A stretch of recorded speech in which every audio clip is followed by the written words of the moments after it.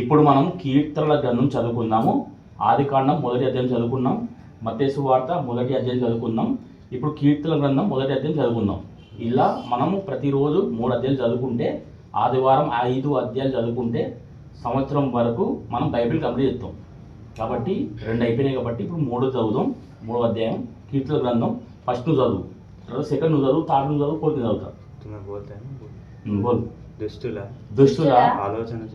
ఆలోచన చొప్పున నడువక పాపుల మార్గమున నిలువక అపహాసకులు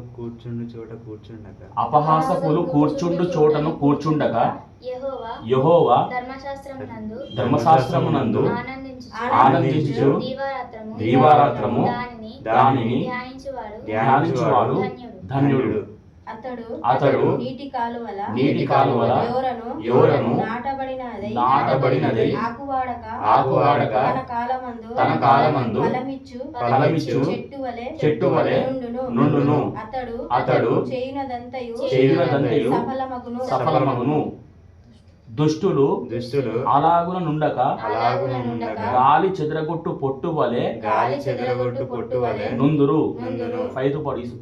కాబట్టి న్యాయ విమర్శలో దుష్టులను నీతిమంతుల సభలో పాపులను నిలువరు. వైశ నీతిమంతుల మార్గము యెహోవాకు తెలియను, దుష్టుల మార్గము నాశనమునకు నడుము.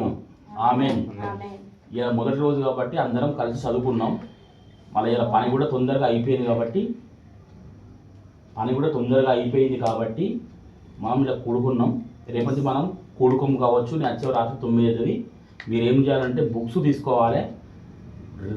ప్రతిరోజు 3 అధ్యాయాలు చదవాలి. పాత నిబంధనలో ఒకటి, కొత్త నిబంధనలో ఒకటి, కీర్తనలలో లేకపోతే సామెతలలో ఏదైనా అధ్యాయం చదవాలి. బుక్కులు రాసుకోవాలి. మళ్ళీ నెక్స్ట్ డే మళ్ళీ మీరు ఏం చదువుకున్నారో చూసుకొని మళ్ళీ నెక్స్ట్ చదువుకోవాలి.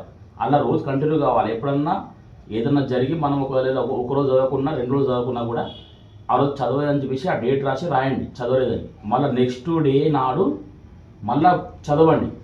సంవత్సరం వరకు బైబిల్ కంప్లీట్ చేయండి.